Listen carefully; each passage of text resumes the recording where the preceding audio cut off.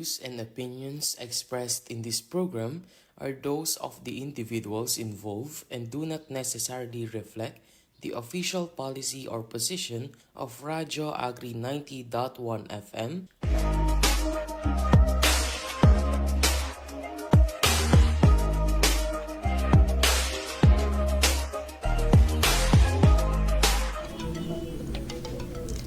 Good morning mga ka-Radyo Agri, kayo pa rin ay nakatutok sa Radyo Agri 90.1 Filmek, kasaganaan para sa bayan.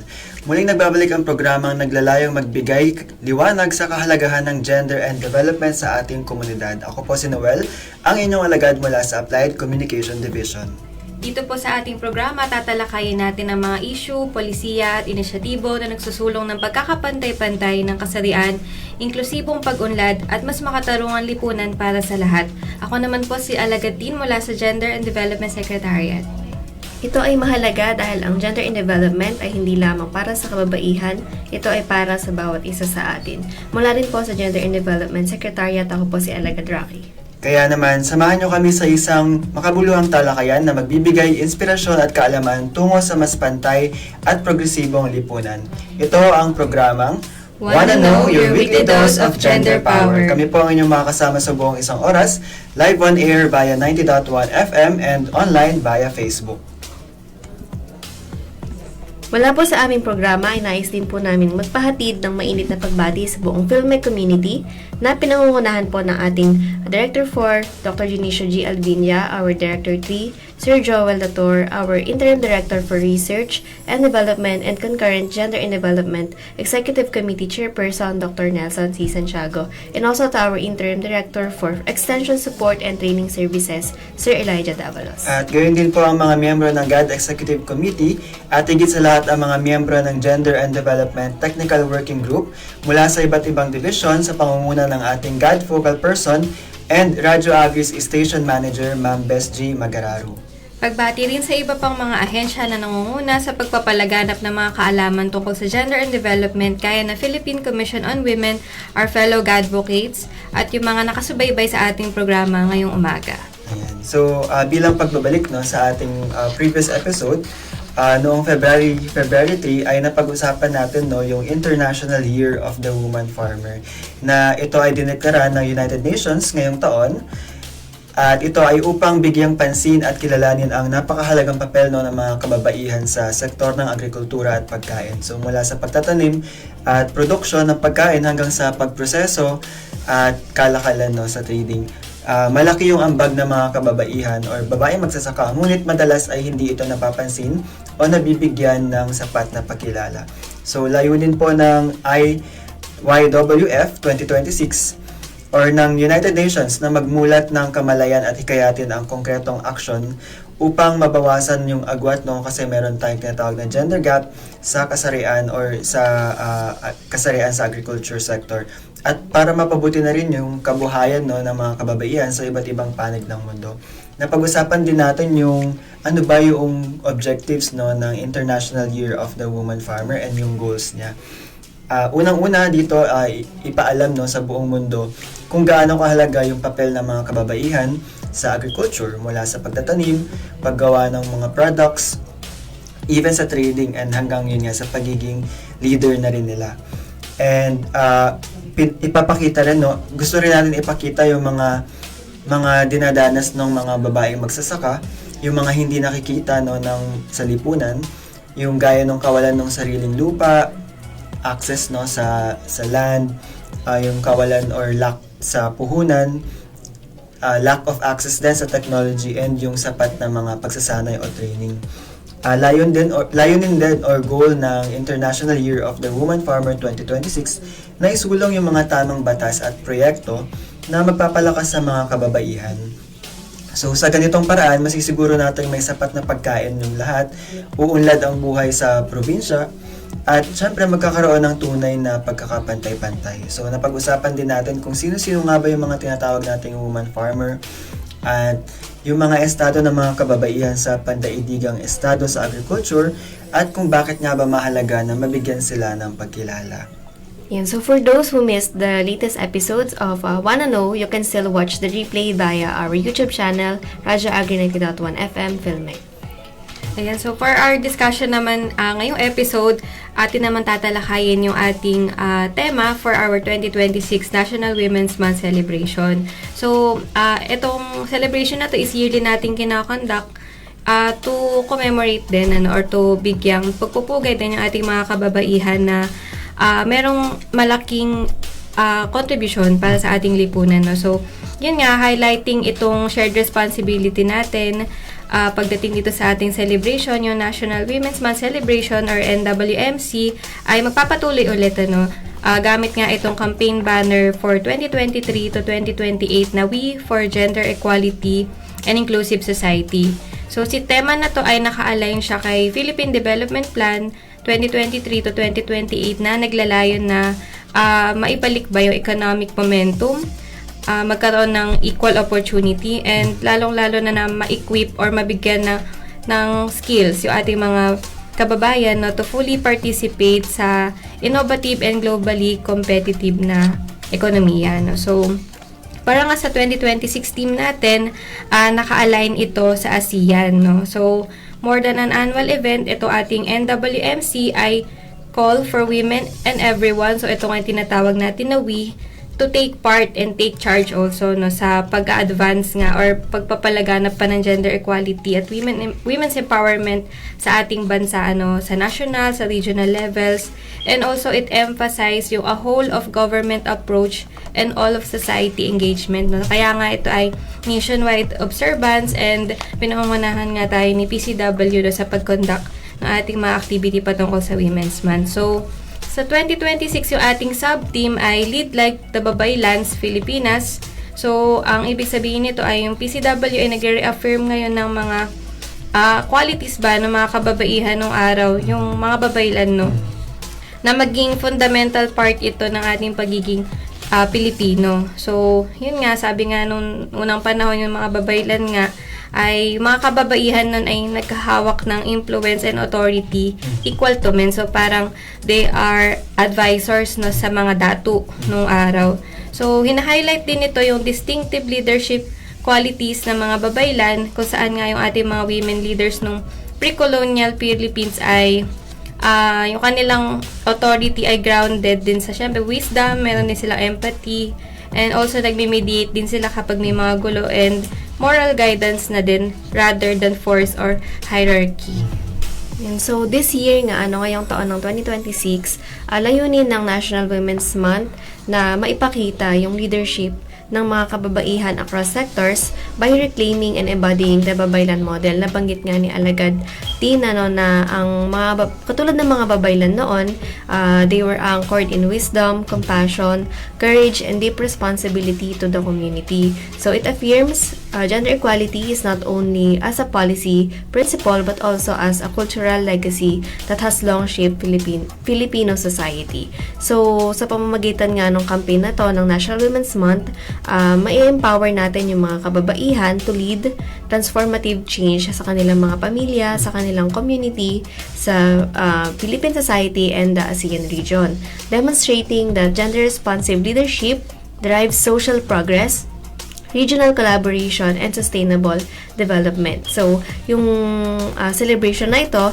nag-reinforce na makita natin yung katotohanan na kapag yung mga kababaihan daw ay nag-lead, communities thrive, societies advance, and nag-grow ang nation. And so, sa specific objective naman ng celebration na ito, unang-una is to showcase yung leadership ng mga kababaihan and yung kanilang contribution by demonstrating kung paano yung mga kababaihan daw ay nagli-lead pagdating sa governance, peace, security, and economic development dito sa bansa and sa ASEAN region. So by highlighting pathways to embody babaylan-inspired leadership, and also to promote yung gender-responsive programs and policies, syempre para masiguro natin na yung mga kababaihan ay merong sapat or equitable access to opportunities, resources, and meaningful participation in decision making. And syempre din mahalaga na ma-empower natin yung mga marginalized and underrepresented women katulad nga ng mga rural women, indigenous women, and women with disabilities by providing ng mga capacity building and meaningful engagements na masisiguro na participate sila fully and nakakapag-lead din sila sa kanilang mga community or ibang sector despite nga sa kanilang mga sitwasyon.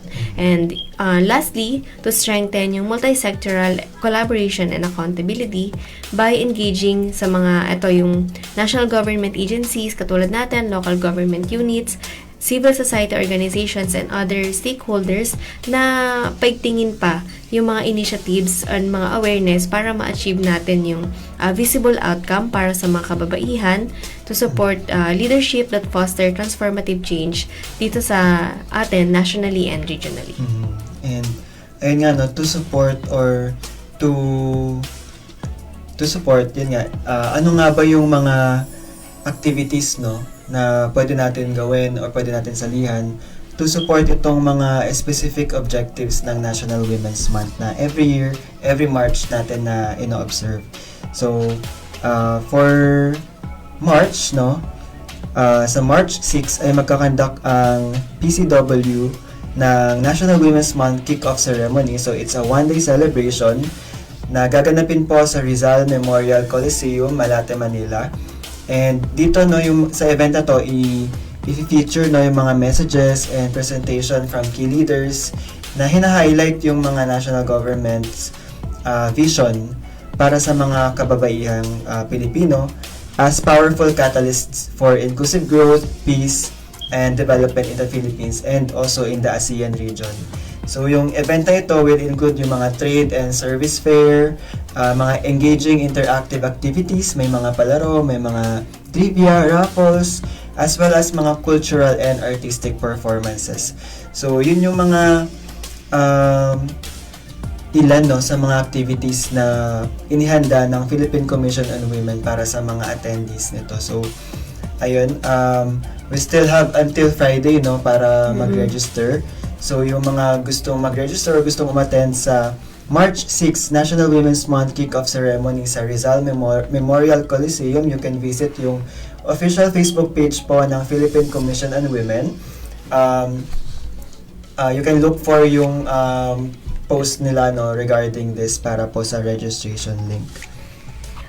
Next naman po na activity ng PCW is yung #SheSays2026 Women Bridging Change Digital Storytelling. So, bago pa lang to na naginawa ng PCW. So, inintroduce nila tong #SheSays. So, ito yung campaign na nag-highlight sa mga kababaihan natin na nagli-lead ng mga transformative initiatives sa government, whether sa peace din, innovation, and sustainability. No, magkakaroon din to ng mga messages and statements na i-showcase din nila ng PCW yung mga achievements ng mga kababaihan na to.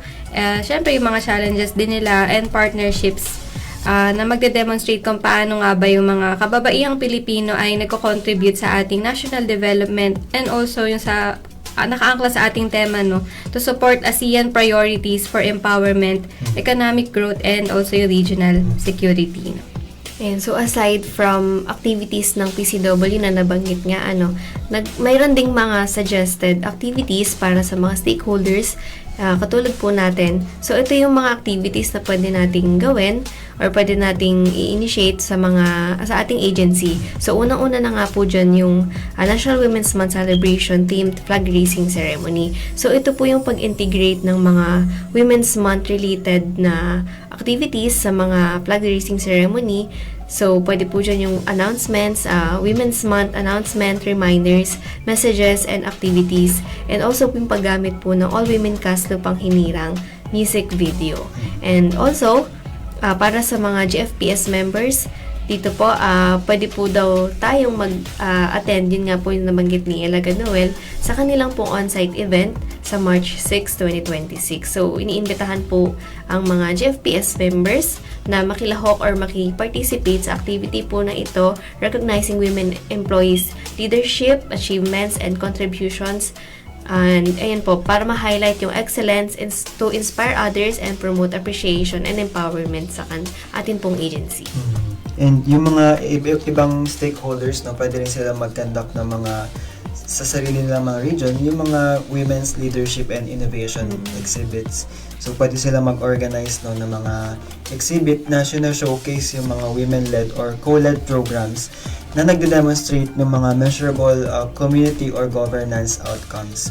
Pwede rin nila i-include dito no yung mga success stories ng mga women na may influence no sa mga policy. Pwede rin yung may mga interactive sessions or mini workshops, even yung mga panel discussions or mentorship showcases, pwede rin nilang gawin yun. And or yung mga innovative inclusive solutions na nag-a-advance ng gender equality and women empowerment.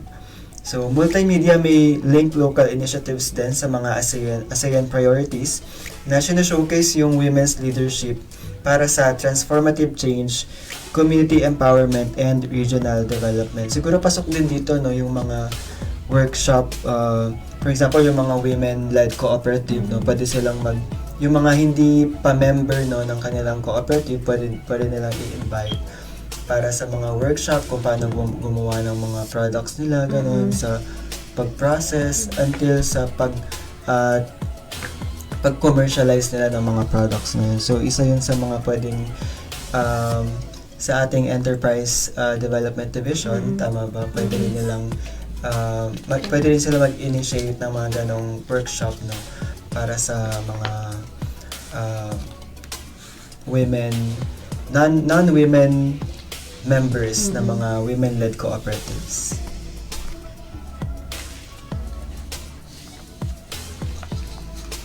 And also yung pag-celebrate no ng mga women leaders, pwede din tayo mag-hold or mag-conduct ng mga recognition activities para i-honor yung mga exemplary women leaders natin. So example niyan yung mga nomination drives, mga short leader share sessions. Ayan, kung yung mga parang din siya no, parang talang buhay ba, parang paano siya naging successful, yung mga ganon. And also yung meron din mga certificates na during meetings or NWMC events na ina-aim ito yung pag-celebrate nga ng leadership, mag-inspire no ng mga iba pang mga kababaihan, and para makapag-build ng culture of appreciation and empowerment. Another one is yung capacity building and women in governance dialogues. Pwede mag-conduct ng mga training and mentorship no sa leadership, entrepreneurship, gaya ng sabi ko nga kanina, and also sa digital literacy and climate resilience, especially no sa mga rural and marginalized women. So, ayun yung mga ilan sa mga activities no suggested ng TCW for stakeholders, and yung mga nabanggit natin nga din before nun is yung mga NWMC activities naman na mainly led by TCW. So yung nabanggit nga natin kanina is yung kick-off ceremony no sa March 6 sa Rizal Memorial Coliseum, and ayun nga din no, to continue no later, we'll be back po. We'll discuss more about our topic, so stay tuned mga Karadyo Agri. Wanna Know will return after the short break.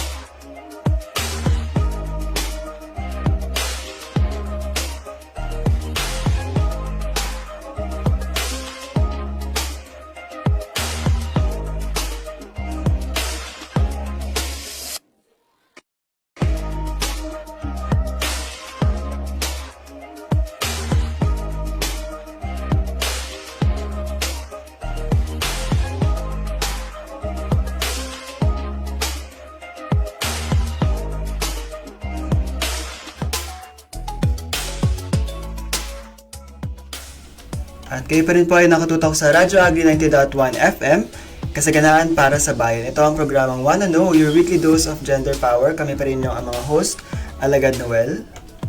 Ako po si Alagad Rocky. At ako po si Alagad Tin. At kung kayo po ay may mga suggestion o katanungan, maaaring mag-iwan po kayo ng komento sa ating comment section o kaya naman ay magpadala po kayo ng mensahe sa aming official Facebook page, Radyo Agri 90.1 Filmec. Or pwede rin po kayong text sa aming hotline, text hotline na 0962-119-7445. Again, it's 0962-119-7445. And kung may mga na-miss po kayo na episodes ng Wanna Know, you can watch the replay on our YouTube channel, Radyo Agri 90.1 FM Filmec. Again, it's on our YouTube channel, Radyo Agri 90.1 FM Filmec. And to continue yung ating usapan kanina, no, napag-usapan natin yung mga 2026 NWMC activities na suggested ng PCW for stakeholders and yung kanila ding mga led activities na yun nga, nabanggit natin yung kick-off ceremony and meron din yung hashtag SheSays2026 na parang siya, no, digital storytelling. And also yung paggamit ng women-led team flag racing, all-women cast Lupang Hinirang sa mga flag racing ceremony. And ini-invite din, no, yung mga God Focal members ng God Focal Point System na mag-attend nga doon sa activities ng PCW. So, ilan lang yun, no, sa mga activities. Pero actually, marami pa, no?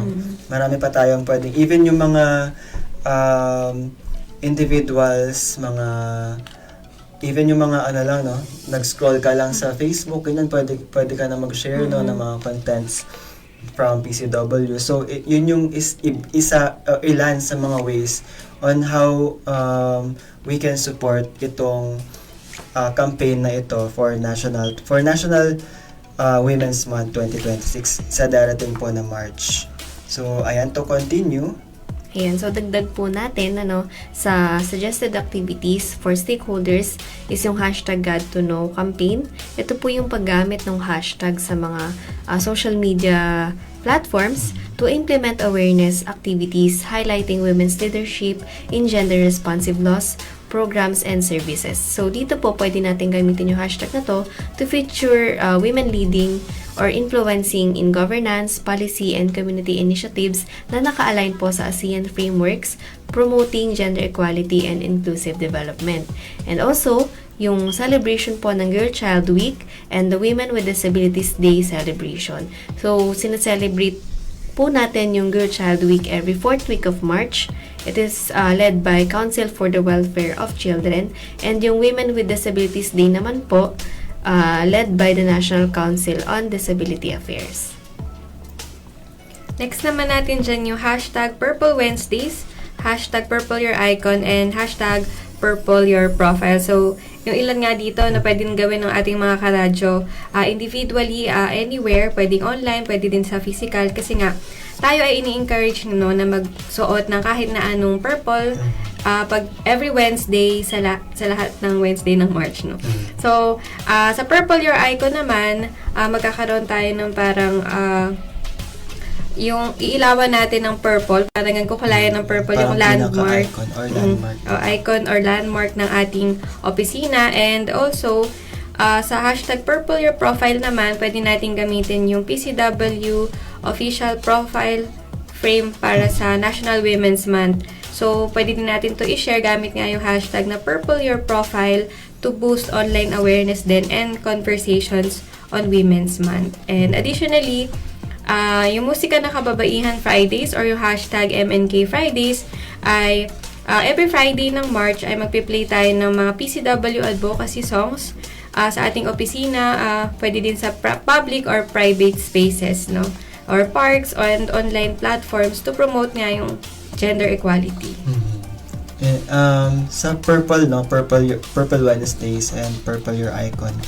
Parang kumbaga parang sa 18-day campaign to end violence against women. Orange, yung parang pinaka color symbol nila. And dito naman sa Women's Month is purple. So, yun yung mga favorite colors ng mga advocates. Ayan. So, kung sa 18-day campaign to end violence against women, ay every Friday, no, nagsusuot tayo ng orange. Dito naman, every Wednesday. So, this is, ano ba yung, nito, no?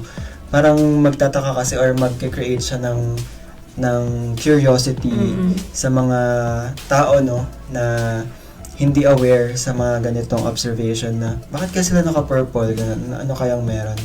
So, yung aim natin, no, na hopefully is makakreate nga ng curiosity na alamin nila kung ano nga ba itong observation na ito or ano nga ba itong campaign na to, na kung titignan mo talaga is napakalaki ng epekto, no, sa bansa. And yun nga din, even sa mga ASEAN neighbors natin, other ASEAN countries.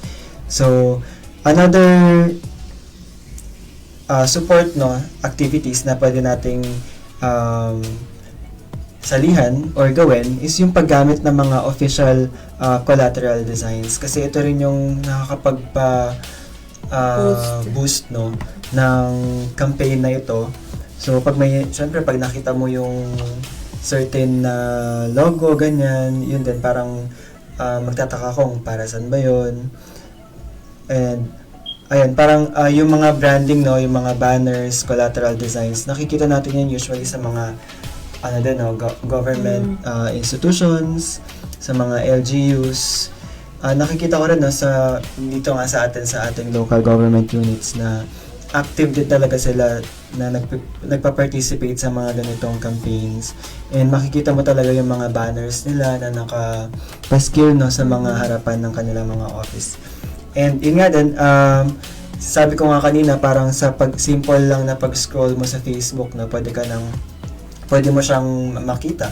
Ayan, so even itong activity na ginagawa natin sa ating programa sa Wanna Know and sa Radyo Agri, yung ating pag-promote, no, ng mga campaign na ito, and even sa ating official Facebook page sa DA-Filmec, ilan lang yun, no, sa mga activities na ginagawa natin to promote itong 2026 National Women's Month. And hindi nga lang this year, kung mapapansin naman, no, natin talagang actively na nagpa-participate tayo every year.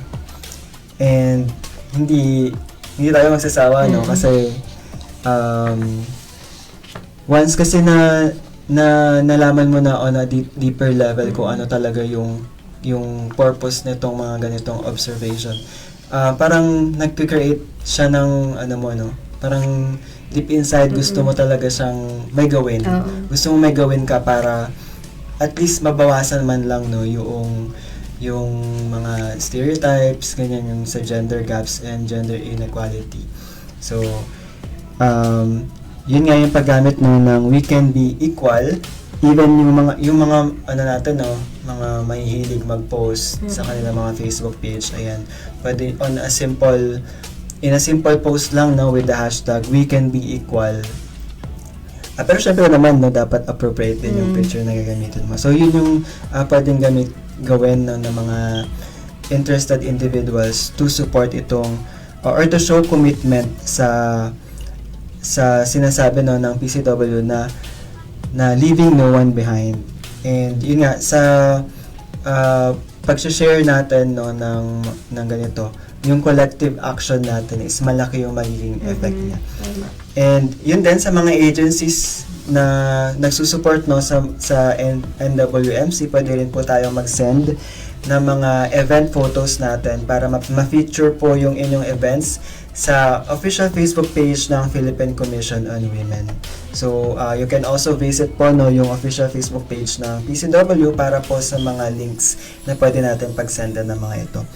And sa mga hindi pa po aware, no, sa ating mga Gadvocates, meron po tayong branding guidelines para sa 2026 National Women's Month. So, up na po yan sa website ng Philippine Commission on Women. Yung mga nabanggit natin kanina, mga branding, mga banners, so doon nila pwedeng i-access yun. Even yung mga activities, no, na nabanggit natin kanina, mga events, even yung mga MNK, yung musika ng kababaihan, no, pwede rin nila ma-access dito sa ating National Women's Month webpage sa PCW. And yun nga rin, nabanggit na rin natin kanina yung mga events no, na pwedeng salihan ng mga advocates natin is yun nga yung National Women's Month Celebration Kick-Off ceremony sa March 6 na po yan, 9 a.m. to 2 p.m. sa Rizal Memorial Coliseum, Malate, Manila. For registrations, you can visit po yung Philippine Commission on Women Facebook page para sa registration link until February 27 na lang po yan.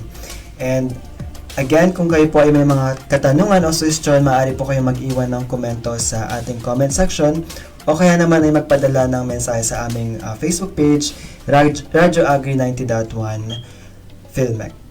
Ayan, so for more gender and development updates, visit our official website cad.filmec.com.ph at ito na nga po nagtatapos ang ating usapan ngayong umaga.